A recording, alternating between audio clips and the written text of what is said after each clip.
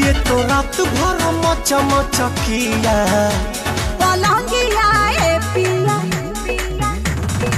सोने नदिया पलंगिया ए पिया सोने नदिया पलंगी। बड़ा रोए हैं हम आप रुलाने का नहीं।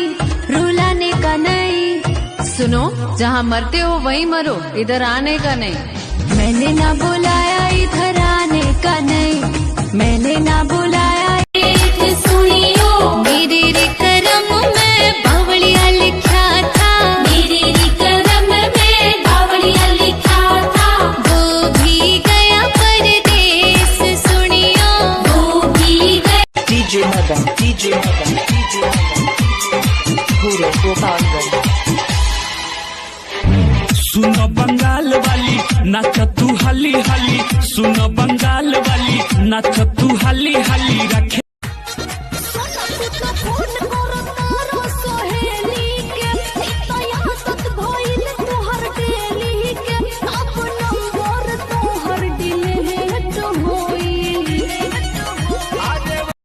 बनली कई कागरा समौगी सभाई गेले झगड़ा साइकिल नहीं भाई गेले भैया साइकिल नहीं भाई गेले।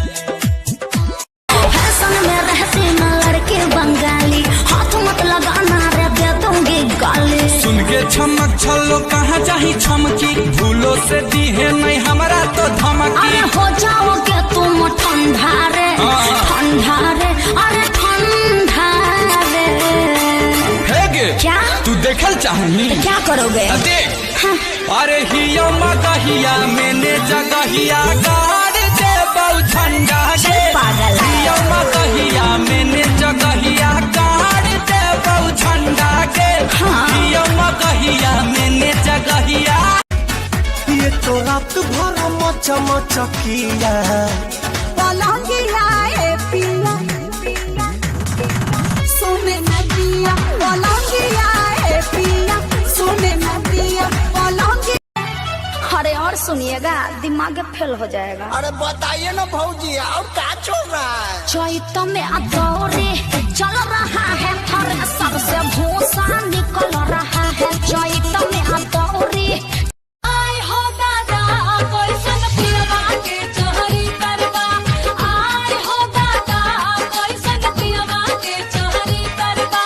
शादी को पहलाए जब से राहत घर के भीतर बा। ये जहियारा और बेटावा के बन के दुल्हनिया आए बरौना गानवा। अरे बन के पतोहिया सुनिए मोरी आमा, पूरा करबो रामा। अरे भागेला ऐसे जैसे खेल हो गए हो कवन खेल हो गए। डबल ड्यूटी वाला खेली कैसे खेल, दादा रे माथा फेल हो गए। गेहूं झाड़ता खेत में सारता, रोज देखी देखी हमर होकर जा फटता। भतारी साला सब दिन के गेहूं कटता, भतारी साला सब दिन के। ऐसा भी मुझ में है क्या, ऐसा भी मुझ में है क्या। सर से कदम तक है तू नशा, सर से कदम तक। Hi VMate friends. Hi guys, मैं हूं भुवन And I'm आशीष। I'm सपना। तुझे पता है वीमेट अपने क्रिएटर्स को कितना दे रहा है? 100 करोड़।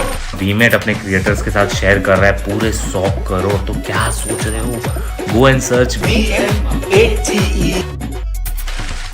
वीमेट दे रहा है 2 लाख रुपए पर मंथ कमाने का मौका। बनिए वीमेट क्रिएटर, शेयर करिए 100 करोड़ रुपए। Search VMate।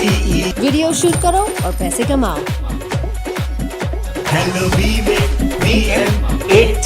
The most trending short video app. तो देर किस बात की, वीडियो बनाइए पैसा कमाइए। चले हमें भी वीडियो बनाना है।